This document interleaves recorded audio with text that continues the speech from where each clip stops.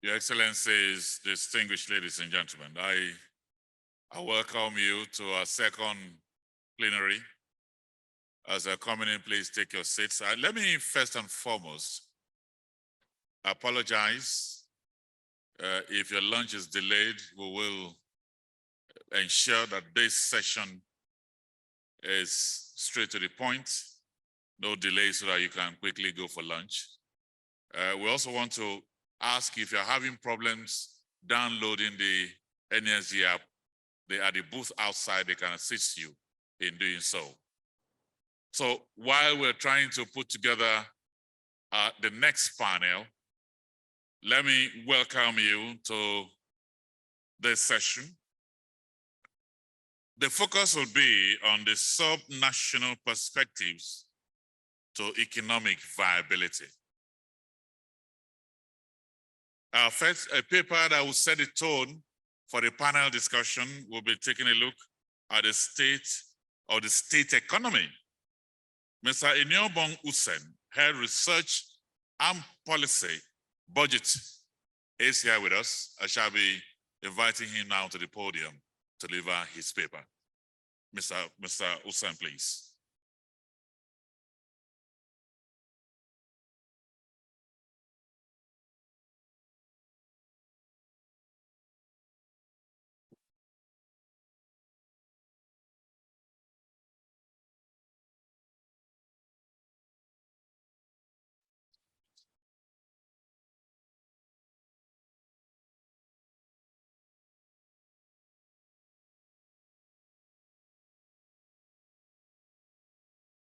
Yeah, good afternoon, everyone.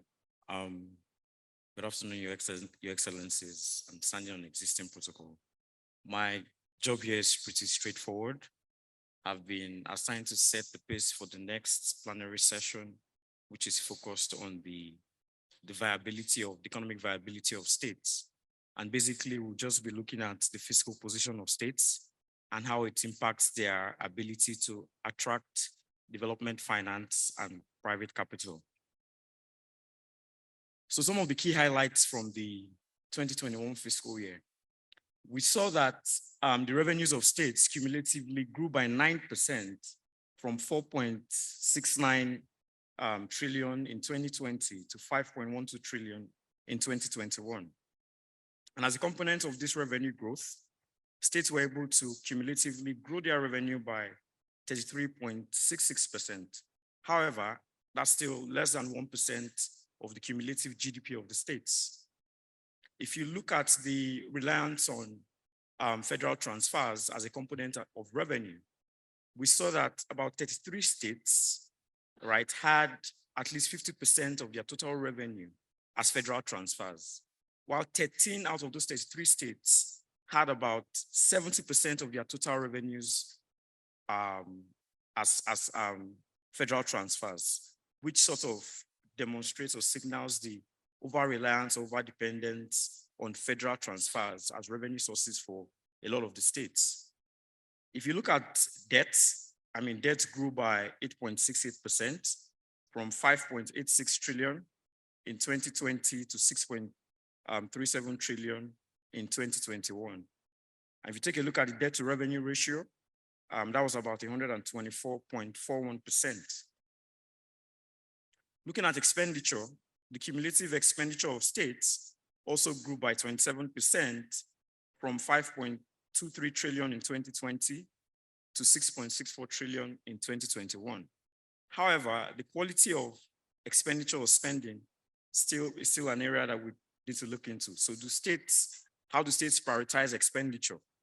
Do states prioritize investments in fiscal infrastructure like airports, in some states, religious worship centers, or in improving the quality of healthcare by improving, access to healthcare at the primary healthcare level, or improving, access to education by improving the standard of education in their states?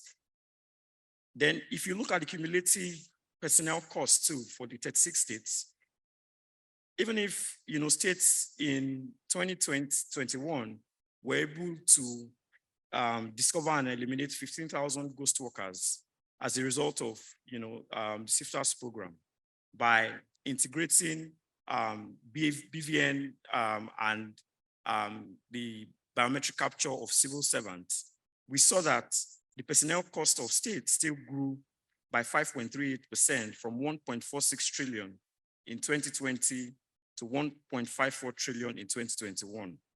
More worrisome is the fact that states, about 11 states, still grew their overheads by more than 40%. And this sort of, tells the attitude of states towards reducing the cost of governance.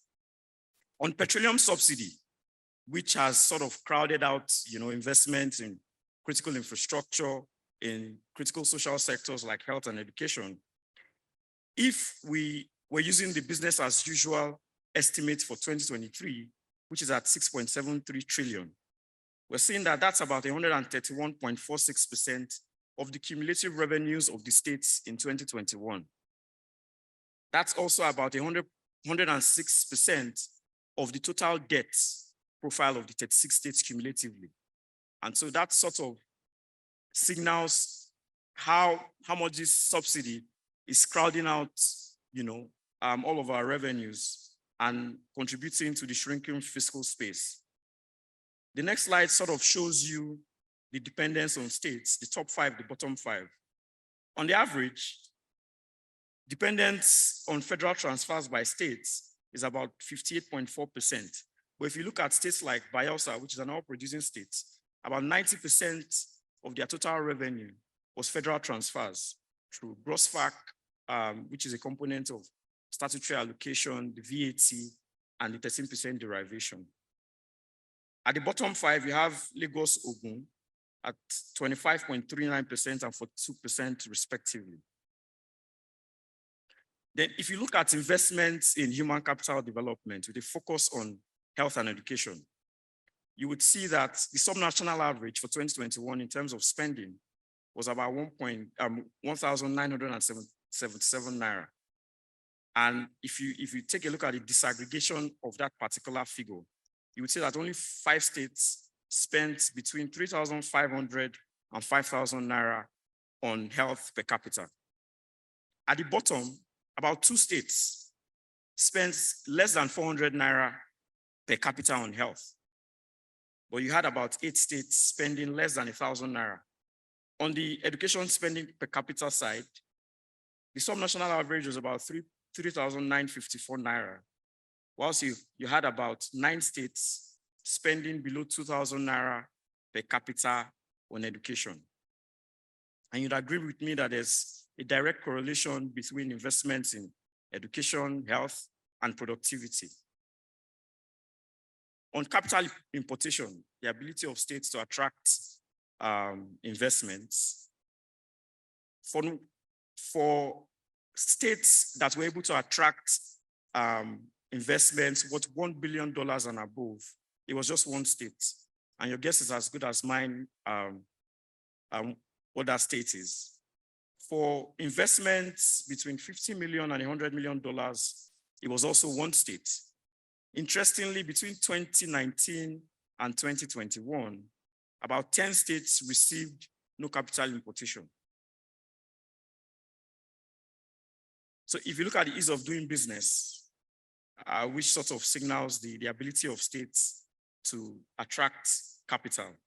If you look at infrastructure, security, transparency, and accessibility to information, the regulatory environment, and skills and labor, which also has a direct correlation with your investment in education. How are states prioritizing investments in education to be able to provide, requisite skills and labor to be able to drive economic growth? If you look at the components of infrastructure and security, even if there's that, conversation around how much states can do to improve security, especially as you still have it on the exclusive list, and there are discussions around state policing.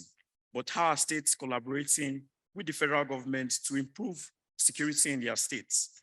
For regulatory environment, there are still a lot of issues around double taxation, around permits, land acquisition, and all of that.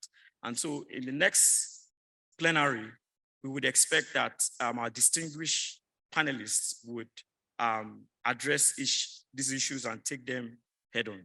Thank you.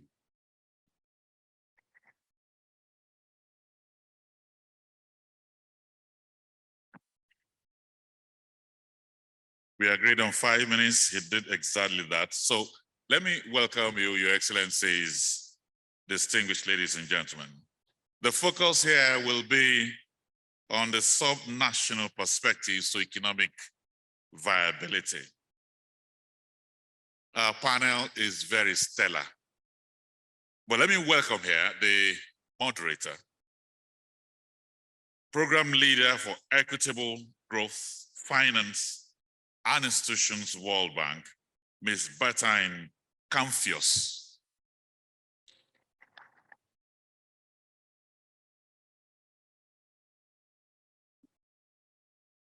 I'd like to welcome here. He's been with us all day and is a friend of the house. His Excellency, the Governor of Kaduna State, His Excellency Nasir El-Rufai.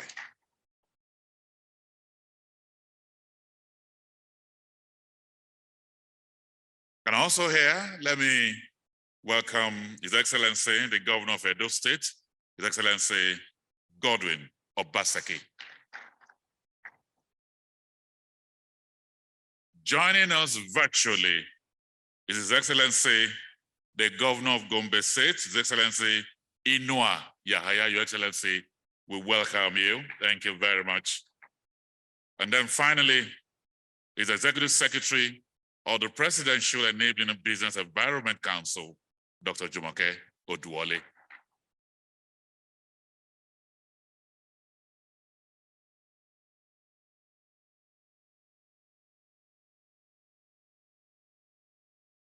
So without much ado, Yinka, I thought we had a video.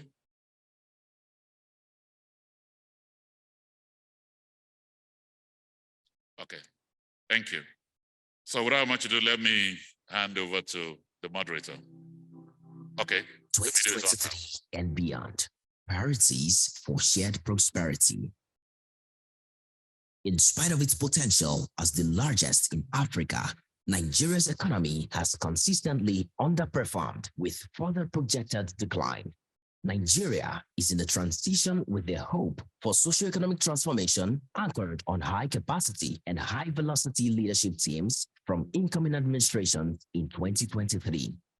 As the country prepares for elections, it is imperative to put the true state of the Nigerian economy and prospects in context for deeper appreciation of the arduous task ahead, particularly at the subnational level.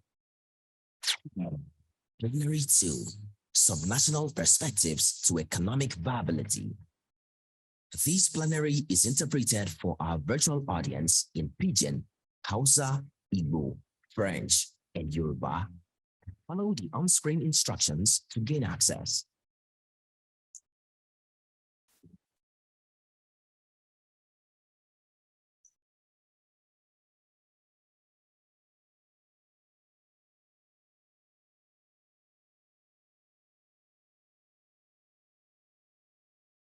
Ladies and gentlemen, please make welcome our panelists for this plenary.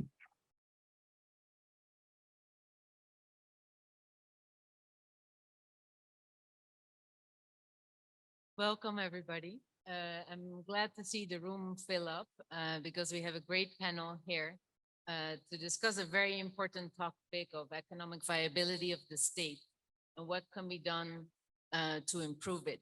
But before we start, I wanted to invite DG NGF Okoriori to please kick us off with the opening remark.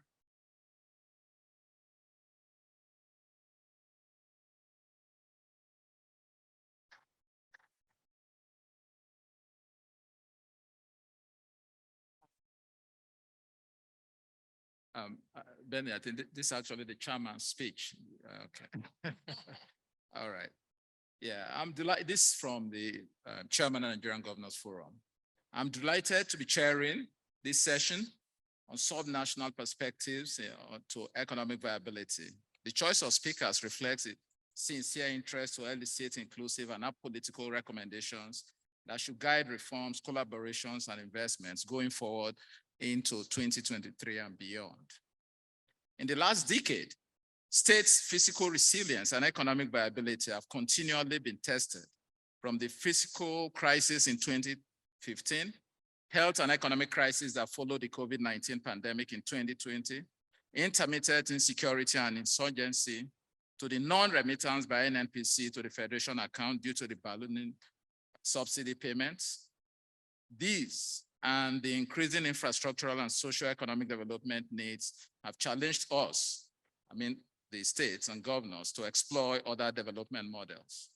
Individually, as states and collectively under the aegis of the Nigerian Governors Forum, we have implemented reforms, development programs, revamped government development, security architecture, made investments, forged collaborations with the federal government, development partners, and the private sector, aimed at improving our fiscal sustainability, subnational competitiveness, provide safer states, and ensuring service delivery to the last person.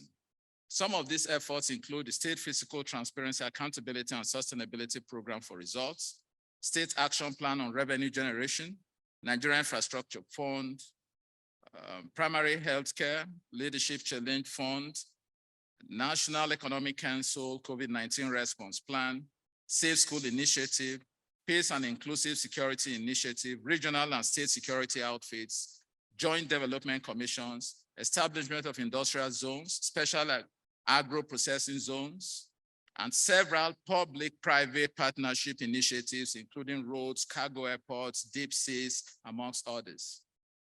Vertically, we work with the federal government and local governments, likewise the legislature, to improve policy consistency and ensure legislation responsive to today's developmental and governance needs. Nonetheless, we understand these needs are dynamic, hence the necessity to always reflect and adjust policy responses accordingly. Recently, there have been repeated clamor to review intergovernmental roles, responsibilities, and fiscal relations, including resource sharing and ownership. This is reflected in some of the constitutional amendment bills and the new formula proposed by the Revenue Mobilization Allocation and Fiscal Commission for sharing centrally collected revenues. As we go into the session, I would like the panel to reflect deeply on how we have come as states, what policies, collaborations, and investments have made a difference or that have made most impact, which have not worked as well and why. And finally, how we can improve the economic viability of our states working with various stakeholders. Interestingly, some of my colleagues on the panel will still be governors and members of the NGF after the upcoming elections. So I am sure lessons and recommendations harvested from today's session will transcend administrations and party lines. I encourage the audience to also engage the panelists during the feedback session to enrich the discussions and ensure we achieve inclusive recommendations. On behalf of my colleagues and the organizers of this discussion, I welcome you all and look forward to an insightful and fruitful deliberation. Thank you. So we got the questions for the panel already from the chair of NGF through the DG. But I do want to put up the questions for debate and to set the tone a little bit. Because today we're looking at the perspectives of states to the biggest question of all states, which is their economic viability. And we expect to dig into two aspects of that as part of this debate. One is how to increase revenue, and the other is how to mobilize capital to be able for states to respond to the development aspirations of their citizens. So while we do that, I want to kick off the opening perspectives. And we have 3 governors and 1 doctor on the panel, so I think we're good. And ask each of them in 2 minutes to explain what will be the top 3 reforms they would advocate for in terms of accelerating economic growth at the states. And I will start right left to me with Malam. Why don't you kick us off? Thank you, Batin. My colleagues, ladies and gentlemen, I am very pleased that we have this session because the NESG is finally recognizing that there are 37 or 38 governments in Nigeria, not just the federal government.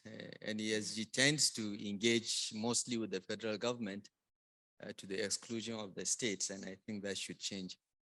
I'm happy with this innovation by my brother Aswe.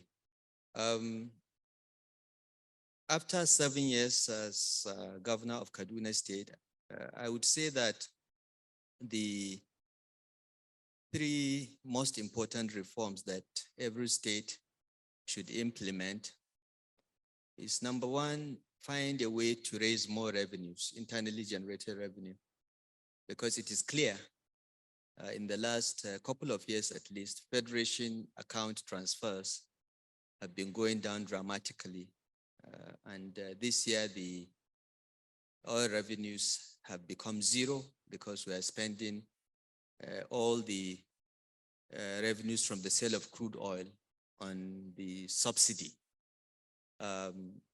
So states have been going through very difficult times, and the ones that are surviving better than others are those that have been able to ramp up their internally generated revenue collections.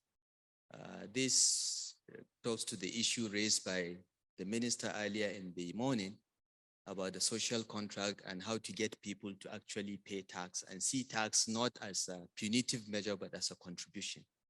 Of course, there are many ways to do that. We have done it in Kaduna State with quadrupled or quintupled revenues within the last 7 years. And we took certain measures and reforms that are available for everyone to do. So increasing revenues is number one, in my view.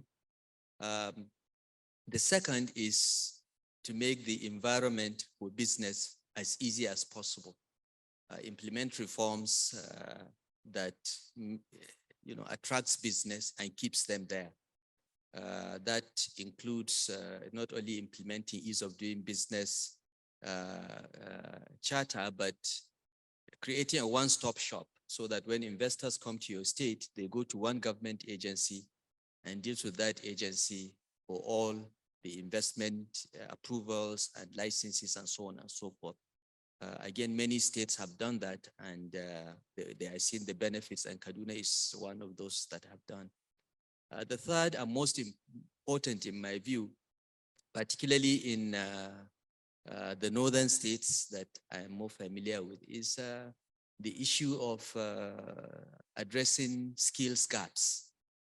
Because it's good to raise revenues, you can invest that in education and so on, but education investments take time to return. But what we have in the North is lots of people with very little education and very few skills. And every state government, I think, must design skill acquisition programs such that those that have lost the opportunity to get tertiary education get it, alongside a policy of 12 years of free primary, secondary, technical, and vocational education. I think these two must go hand in hand. The skills component to address those that have missed the opportunity to acquire skills and prepare them for the job market, because as you attract investors, they are looking for a skilled workforce. If you don't have that skilled workforce, the benefits to the state will be reduced. And of course, to think of the future, you have to ensure that every child goes to school for 12 years without having to pay a penny, and steps must be taken to improve the quality of public education. We've done that in Kaduna. We sacked 22,000 teachers to send the signal that public schools must work.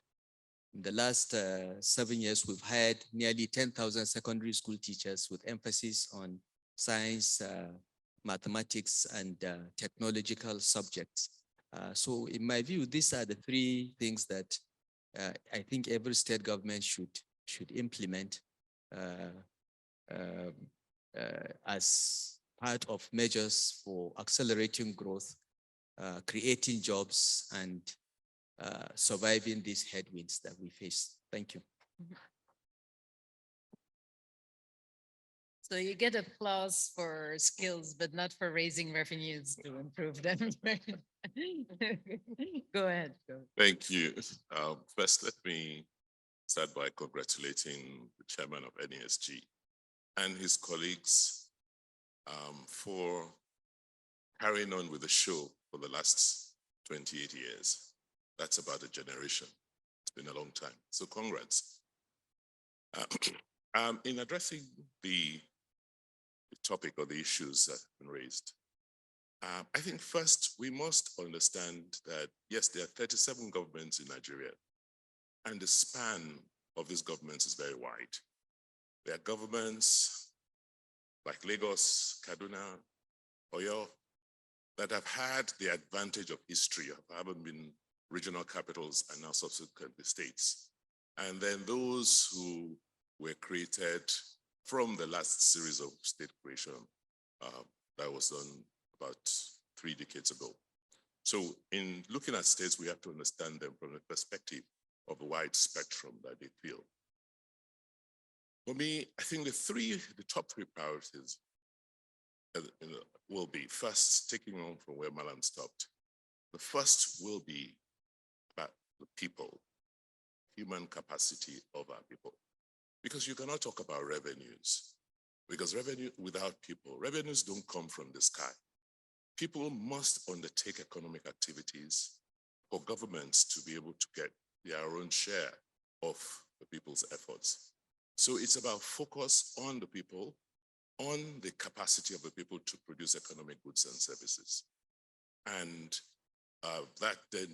that means first you, as a state, have a commitment to ensuring that the majority of your people have the relevant skills and the training and the mindset to be able to produce for themselves and for other markets. That means you fixing your public education system and orienting your education system such that you prepare them for work, not just prepare them to get certificates as we have seen in the last several decades. Then it's also to orient how, orient the opportunities you're providing for them to align with your endowments. So if we have a state where the major endowment is agrarian, then you'll expect that the whole training process of people should be such that it helps them and prepares them to take advantage of what they already have. The second priority for me will be infrastructure. Because if you expect to grow revenues and you expect people to work to earn income from which you will have your revenues, then you have to create for them the base, the infrastructure they're required to undertake those economic activities.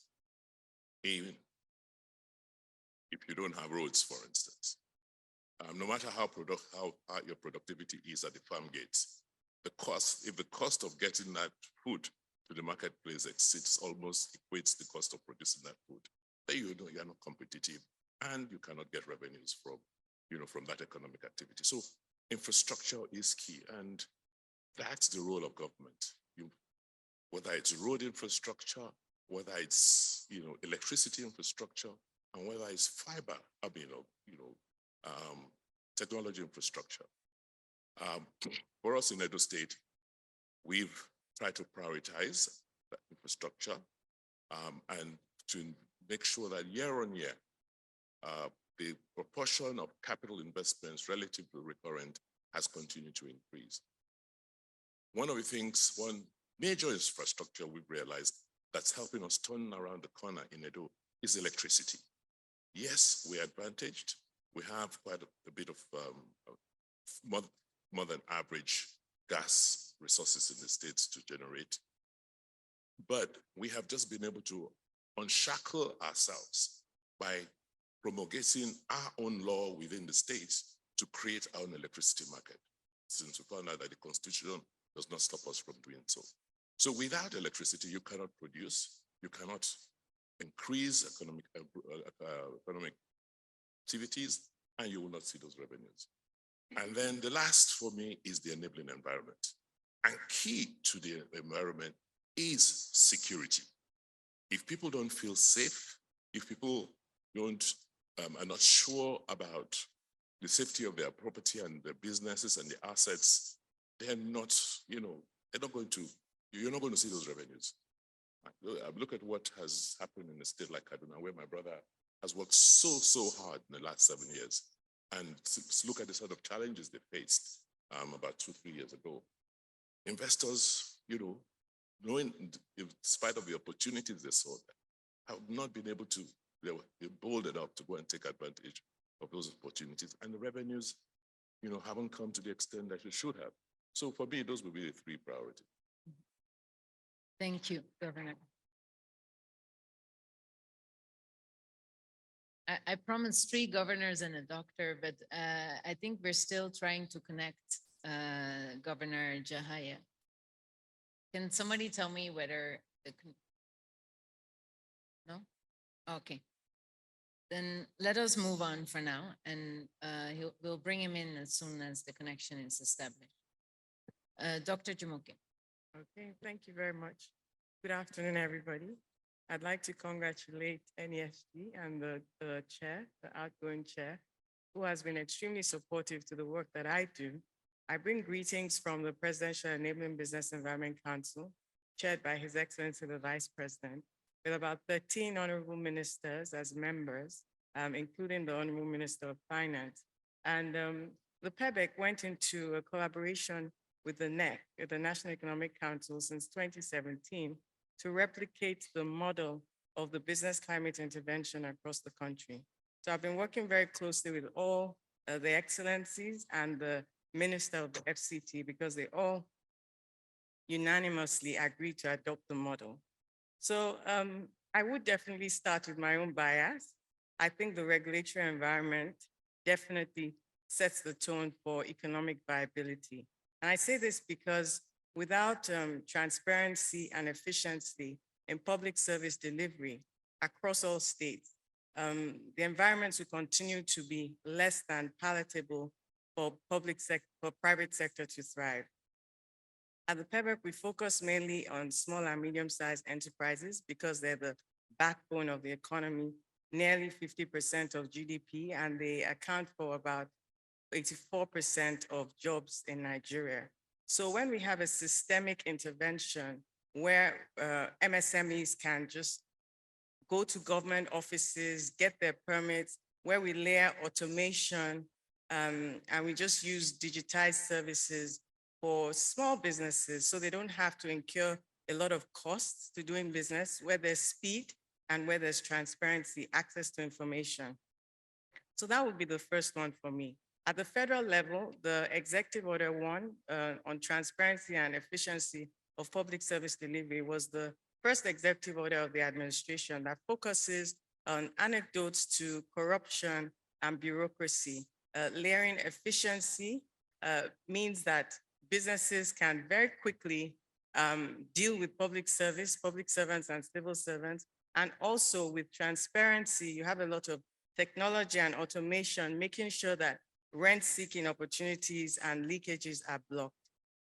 So that would be the first one. At the subnational level, I know that Kwara State has implemented their own first executive order on transparency and efficiency of public service delivery.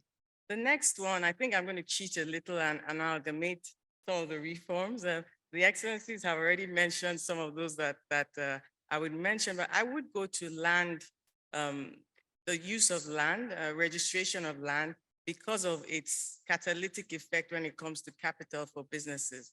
So land, we've talked about it from the plenary, from the opening session earlier, and the processes. Some of the states that have ranked higher on the PEBEC Ease of Doing Business Subnational Report, a state like Gombe, it takes just about 4 days to register a piece of property, and that's coming from private sector, even where there's less complexity and less traction in terms of the volume of businesses, where there is streamlined processes and where businesses, where state governments are committed to making sure that access to land is easy for businesses. You have a more robust system and it has a catalytic effect. On the other side, I would add tax administration to that bucket, because when states are able to generate a lot of IGR by increasing their tax net, then of course they have a lot more resources available for all the other development spend that they need to implement. Now with tax reform, I bundle that into the regulatory environment as well. So don't count that, Bertine. I've done land, I've done regulatory environment. I would go to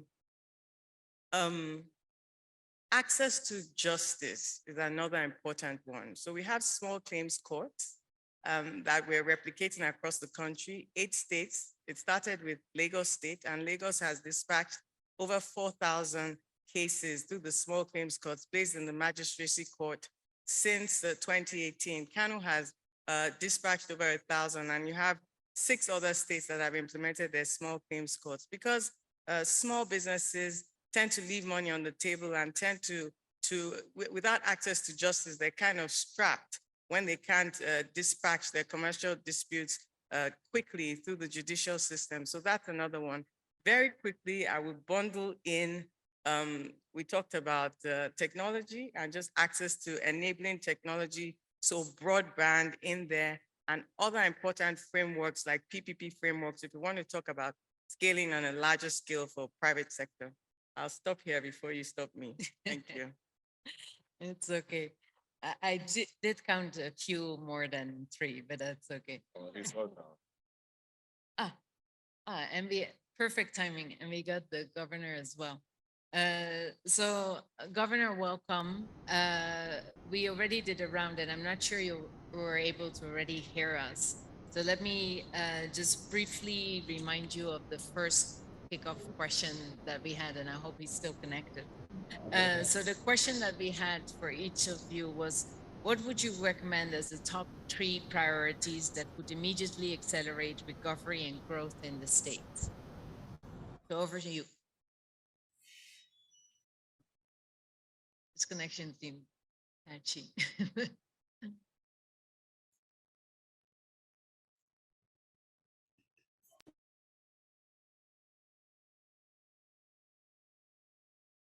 I'm looking at the IT corner of this room. Are we going to get the? I don't. Okay, I'm sorry. I think let's just continue and see if we can reconnect. Yeah.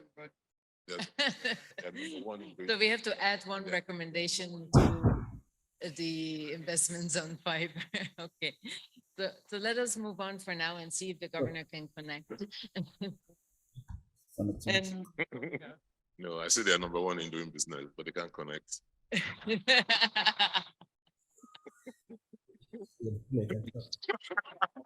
Hello, can you hear me now, please? Hello? Hello, can you hear me? Yes, we can hear you now.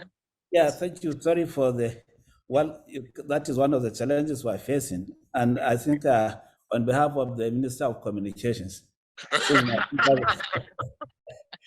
and who is from Gombe, I think I need to extend my apologies. Well, thank you so very much, Chair and participants. And I would like to just add to what my colleagues said, because they virtually covered all that we needed to do. But I think for the reforms to be properly implemented and for us to be on board altogether, I think initially, guiding people to understand where we are and where we're heading to and what we need to do in order to achieve our aims and objectives. Preferably, getting people to be, clicked so that we go in tandem and take them to the required destination. Naturally, a state like Gombe, which is in the midst of the Northeast and sharing boundary with all the remaining 5 states of the Northeast, means that all the challenges and even the opportunities that abound in the remaining states normally dovetail to ending in Gombe state. And for that, knowing the nature, being an agrarian state, the nature of the people, informing them of the comparative advantage that abounds within the state is the key. And we are really working hard towards achieving that because 85% of our people are either engaged into crop production or livestock production. So our aims at the initial stage was normally to find how we key in the people to fall in line so that together with them we move in tandem and deliver on the expectations. And secondly, issues to do with the enabling business environment, which naturally, click to one another. As you work, for example, towards getting, the people to have access to information via investment, promotion, and state information structures. Naturally, you dish out all the information they require so that they key in, and you provide the regulatory framework, whether in terms of how they assess and pay taxes, and how they can assess the registration and start-up facilities for businesses, and enforcing the conditions that are required for them to have an easy takeoff as they operate. Principally, either by providing easy access to land or reforms in land processes so that they can access registration of land and titles so that they can now operate their businesses with ease. Lastly, I think emphasizing on issues to do with skills and labor, especially, semi-skilled and skilled labor that is required in terms of operating in the small businesses, small and medium scale enterprises, and so on and so forth. We emphasize on having, our skill acquisition centers to operate towards, and work towards achieving, given the quality skills required in terms of workmanship that can facilitate the operation of businesses and so on. But lastly, and most importantly, I think infrastructure is the fundamental. Whatever happens, whatever you do, if you don't provide the basic infrastructure that is required to support, especially, going with the advantage of developing a full cycle through the value chain, which means you need to supply electricity, you need to supply good transportation service, which is abound, but at least which needs improvement, especially with the challenges the whole country is facing because of the floods and because of the poor access to rail services. And most importantly, providing security. Gombe State, for example, from that context, is, like I mentioned earlier, is in the center of the Northeast. So the security challenges faced by Borno, Yobe, and Adama in terms of either the insurgency or resultant effect of displacement of individuals, ends up catching up with us here. So providing security, because without security, no business enterprise can come and be attracted to come and invest or can come and operate properly within the state. So security is the key, and virtually what the security agencies are facing in the state. Linking to do things with either vigilante groups or our local hunters could help a lot.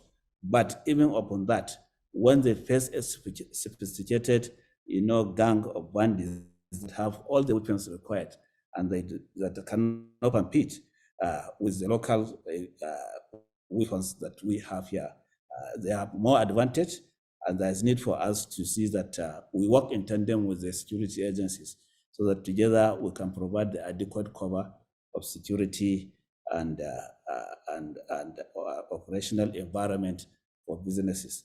I think those four are the key, and with them, plus others that we've been doing, we need to work on them, and they need to go virtually on, or we need to go on all the legs.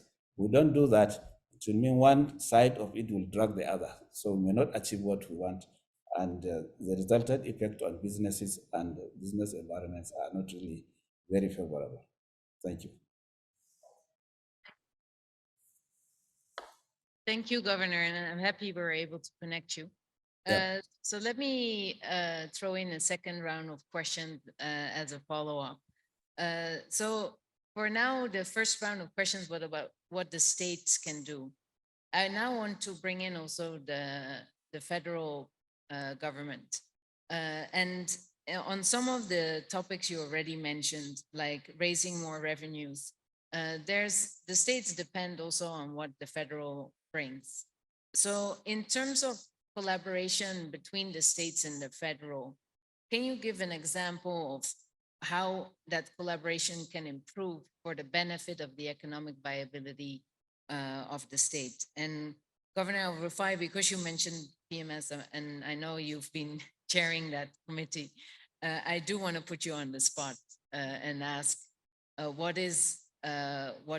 can be done better to ensure that the states and the federal work together towards solving these issues for the benefit of more revenues and better economic viability of the states. Well, thank you.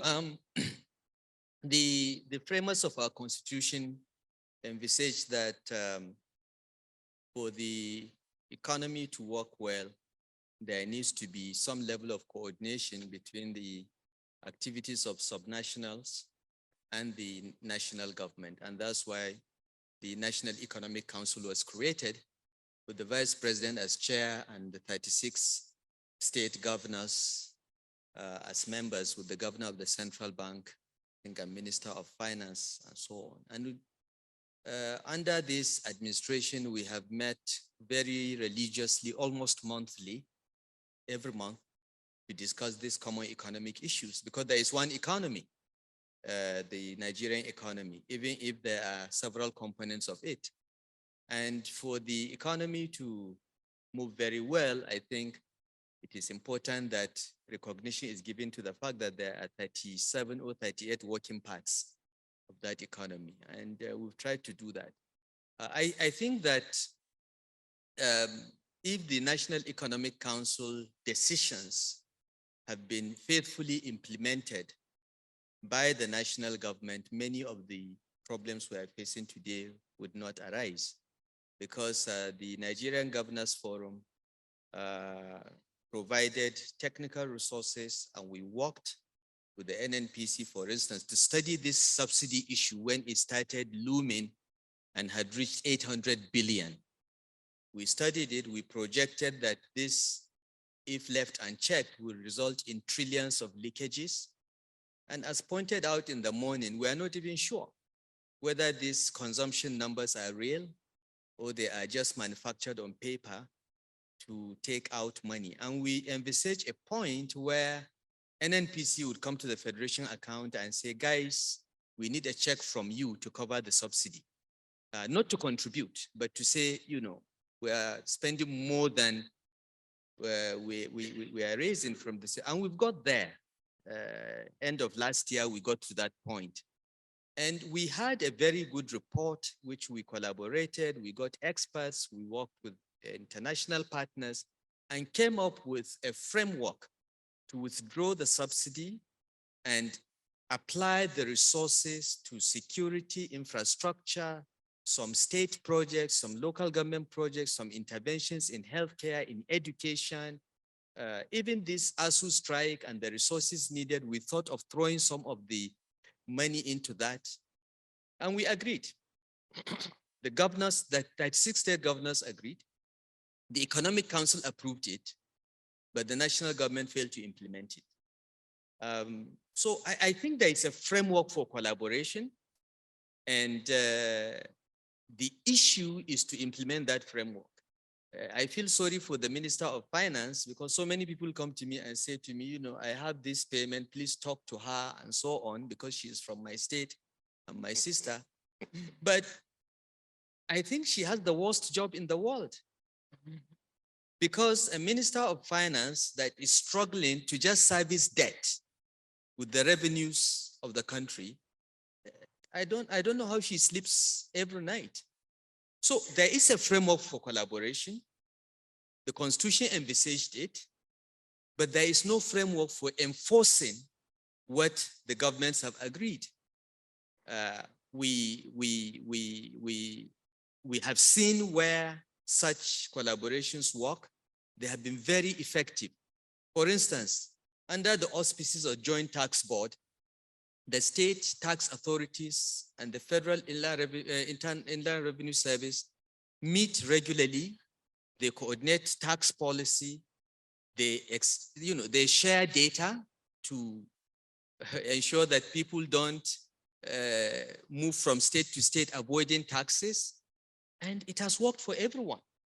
Kaduna State, for instance, is talking to the FCT tax authorities because we have many people that have their addresses in Kaduna.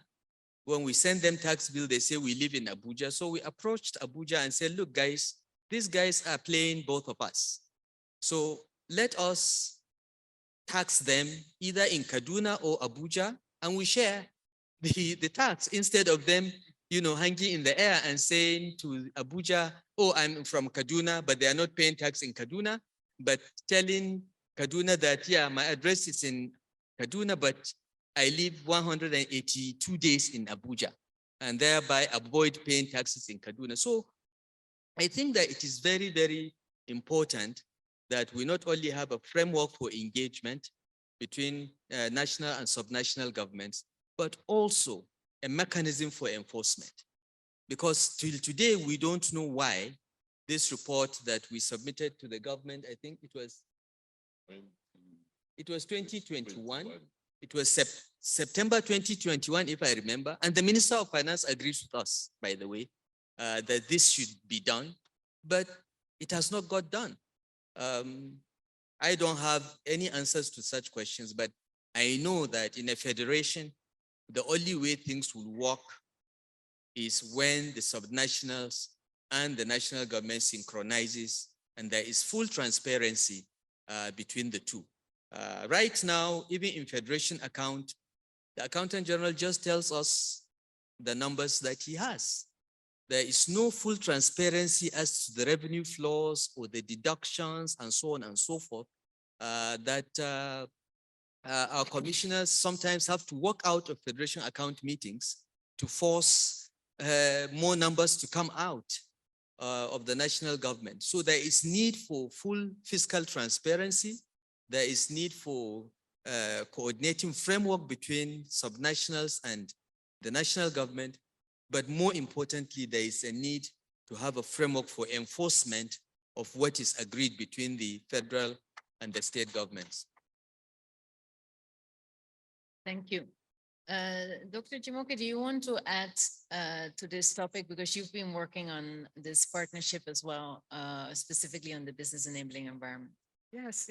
I definitely wouldn't contradict His Excellency. I would just ask him to also put on his other cap as an ease of doing business champion who has been a PEBEC award winner for the work that you've done. Surely there's been, on a serious note, a very vibrant collaboration between the federal government and all subnationals, all state governments and the FCT on recognizing that, as His Excellency said, we have just one economy.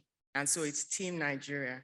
So in terms of all the interventions that we've been pushing collaboratively, I present regularly at NGF, I present regularly at the NEC, and we've been working on several programs.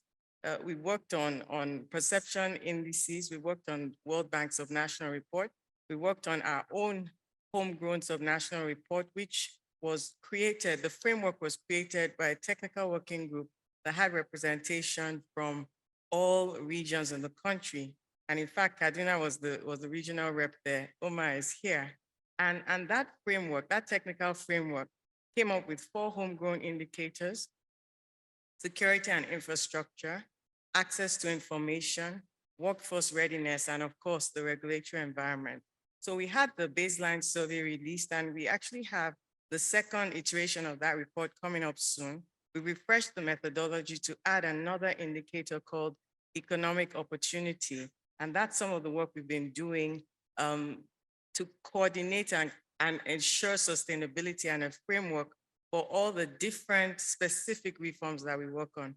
We also work on the SABER intervention, that's state action business, state enabling business environment, state action on enabling business environment. I blame Shubham for that very difficult acronym, but it's called SABER. We love the acronyms, which builds up of SIFTAS, and SIFTAS is another program that's just rounding up that worked on fiscal responsibility across all the states. So SABRE is deepening and really giving teeth to the reforms that the governments are working on and have been working on. And it will be a 3-year program, $750 million on the table for all participating states, and promises to be a game changer for the business environment. So those are a few. There are others. I mentioned the small claims court.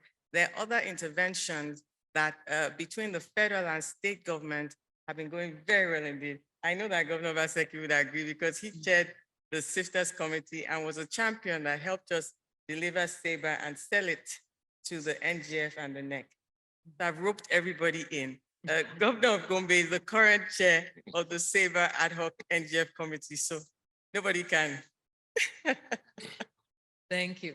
I just want to also add in another level of cooperation. So when we talk about economic viability, you already mentioned like agriculture, human capital, importance not only of physical infrastructure, but also of the digital backbone of the economy. A lot of economic activity doesn't stick to state boundaries, right? So the opportunities in terms of value chains, whether they're agricultural value chains or whether this is about hubs related to dedicated services, will cross state boundaries or might be regionally organized and might require collaboration between a set of states.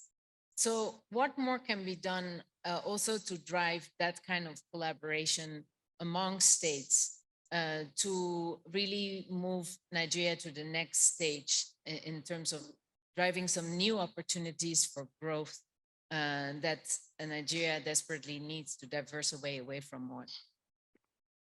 I'm looking at you, yes. Oh, okay. I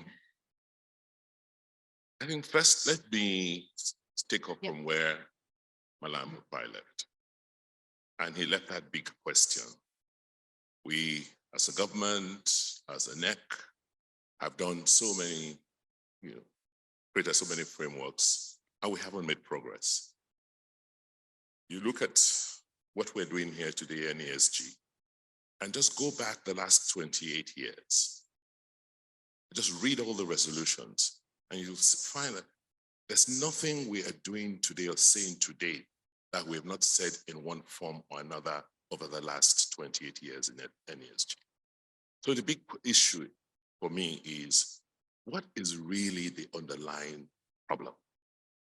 It is not economics, it is politics. The political relationship between the federal structure and the subnationals today is not aligned, and it's not fair. It's too lopsided. To the extent that there's so much of the revenues that come to the center, and they have, even if the Constitution says otherwise, even all the other regulations say otherwise, they have such latitude, then you have an unequal relationship that creates the kind of distortions and misalignment we've seen over the years. If we had a situation where the revenues came to the base, right, like in most other federating units, and the federal government had to rely on taxes from economic activities from the subnationals, the relationship will be different. So it's purely political. And so we must understand that until we address that issue from a political perspective, which it should be, we may just find ourselves in another 28 years saying the same things we've said in the last 28 years. But having said that, you can look at areas of cooperation, areas of collaborations, either between the federal and state, even those on a limited basis, and within states in their regions. For us, I'll give you an example. We've said in Edo State, let's focus on a natural endowment we have, which is oil palm. So last year, or a couple of years ago, we came up with a very bold initiative to see how we can fill the gap, begin to fill the gap between the demand for crude palm oil and the importation of crude palm oil and the use of crude palm oil locally. We have this sub-program, Edo State Oil Palm Program, where we put up about 120,000 hectares of fresh land into cultivation for oil palm, working with a whole series of partners from, across the world. And that program is anchored around the CBN financing arrangement because, the funding, the kind of funding you need, particularly some of the equity, is quite risky and can only come from the sort of developmental financing facilities available from the CBN before we now go and escalate and see how we can get money from the international financing community. What is interesting about that program is that we have, as I do, maxed out in terms of land for oil palm. So, but using the same model and program, we're now introducing the investors to adjoining states in the oil palm belts, in Delta and Ondo.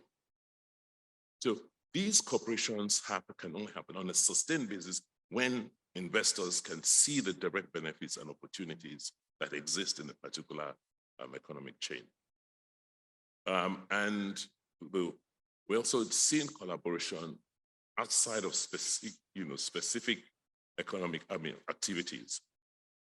Take telecommunications, like you have said. The federal government has, the federal minister has set up the Council on Broadband, and we're beginning to see collaborations between us, since we're hub, and particularly our sister states in Delta and Kogi, because we're defining lines. There is naturally bound to be collaborations in a federal arrangement because the states are interlinked. So I think we can as well take it for granted and focus more on how do we execute on these collaborations. People must see money at the end of the chain. If there's no money on the table, then we'll just spend all our time talking about opportunities and nothing will really move. Thank you. I think I'm hearing a theme now is like execute on these agreed collaborations. So that's an important aspect here. I'm just going to ask if the Governor Jahaya is still connected. Yes. So Governor, you mentioned agriculture and SMEs. What have you seen in terms of what can be done better in terms of collaboration between states at the regional level?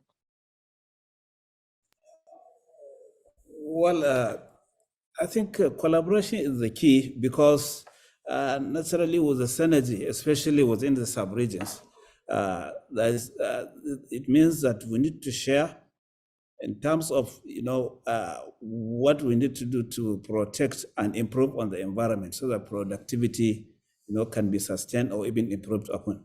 And whatever happens, if we're not able to control relationships, especially in terms of curtailing or preventing farmer herders clash, which I believe is caused by encroachments on our grazing reserves and forest reserves by farmers, and because of lack of control between the authorities and the operators, that's the farmers.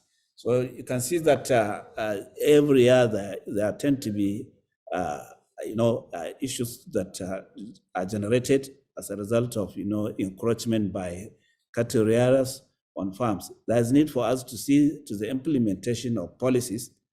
And unfortunately, since it's normally guided or regulated by the federal government, quite unlike in some places, each state should have the leverage, to design ways and means by which we can protect, our forest reserves and grazing reserves without necessarily, relying on the national, that is. And if each and every state could see itself, each subnational, that is, see itself as an independent, we could create policies, but the policies have to be, related to, the national policies, so that at the end of the day, they will key in and we move in tandem. Collaboration is the key, and if we collaborate well enough, I think the earlier the better, and the more we do that, the more we are able to take people and put them on the right track and on economic prosperity. Thank you. Thank you, Governor. Let me try to recap and then close with the last 1 minute question to all of you. So I was asked to come up with recommendations based upon this panel, suggesting that within this less than 75 minutes, because we've been cut short, we would address all the questions of the economic viability of Nigerian states. I do see that we highlighted some of the key issues, and I think there was an elevation of the issue of human capital that I hadn't brought up at the beginning. We talked about the business enabling reforms. We talked about revenue. All of those are critical pieces into investing in human capital and infrastructure. We understand infrastructure to be broader than only roads and to drive a lot of issues. In terms of the challenges, what I heard you say is that there's frameworks for collaboration. There is agreement often on issues, but not sufficiently to subsequently let that result in execution of those agreements and make change on the ground. So that's a very blunt recap of a pretty deep discussion already. And I would love to continue discussion with all of you on these topics for a much longer time, because this is why I'm here. But let me ask each one of you to really constrain yourself. And after what we had discussed just now, if you could convince all governors in May to get behind one critical reform agenda and actually execute it, I would add, what would that be? Who wants to go first? I think Malam has one ready. Go first. Remove fuel subsidy immediately.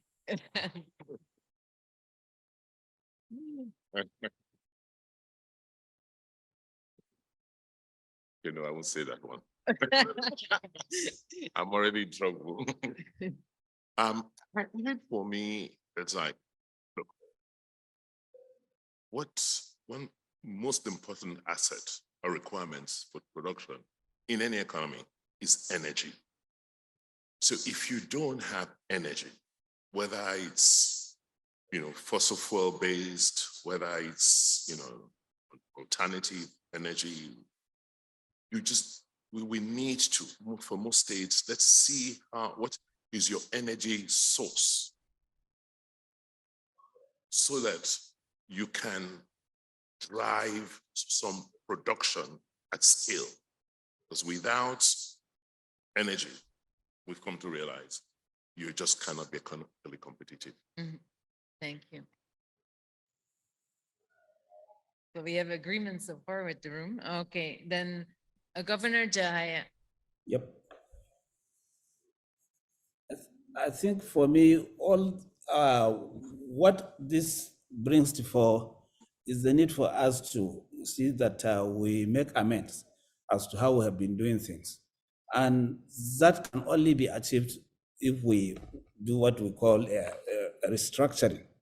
I'm an advocate of restructuring, especially on the economic framework on which the country is being led today, so that we can take prosperity and each of the subnationals can prioritize based on the comparative advantage of what is available to each and see that we become net contributors to the national economy instead of all of us depending on the federation account for us to do anything.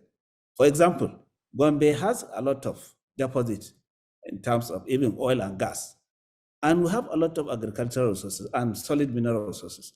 But because they are on the exclusive list, there's not much we can do. And it means we are not able to benefit from God's endowed resources that are available here. So equally, all the other states, what is important now is for us to look inwards deeper than we've been looking, so that we'll understand the dynamics on which you can better lead the people and take them to economic prosperity. And that can be done if we are able to accept restructuring in whatever form, so that we can leverage on our resources and move the people out of bondage and take them to the promised land.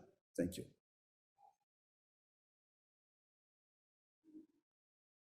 Lastly, Dr. Jimuke.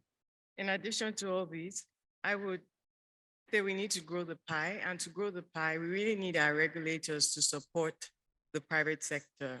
So if I was to speak to every governor in May 2023, I would say, please adopt Executive Order 1 on transparency and efficiency. If you haven't read it, please check it up online. The implementation of it, right now we have about 18 states with functioning ease of doing business councils. Almost every state has a vibrant reform champion. Adopt SABR. It's been very well designed by my team and the World Bank, along with NGF Secretariat and the Home Finance and Ministry of Finance. These things are granular, but they're the wheels that oil effectiveness of interface between the private sector and the government, public and civil servants. I think that if there's a better relationship, especially for smaller businesses, I mean, businesses in this room have access to power, and that's why you're here. But the small and medium-sized enterprises, in fact, the micro and the nano that actually are the base of this economy, really need that support. So if we can all do this, I think that we'll be well placed to move forward quickly. Thank you. Thank you. So I think I'm the one who can thank all of you for being here. This was a very exciting discussion already. I look forward to continuing it, but not on this stage right now, because I understand people have not yet had food. So I'm hoping that this is the launch of lunch. Thank you very much.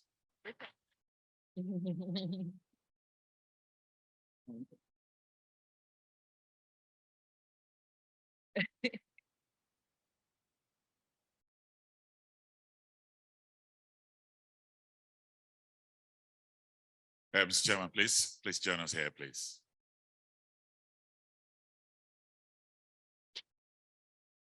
Well, the governor of Edo State says the governor can join virtually in the photograph.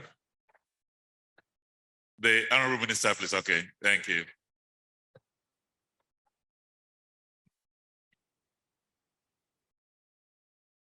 Thank you for joining us, Your Excellency, the Governor of Gombe State. We appreciate you. Thank you very much. Thank you. Thank you.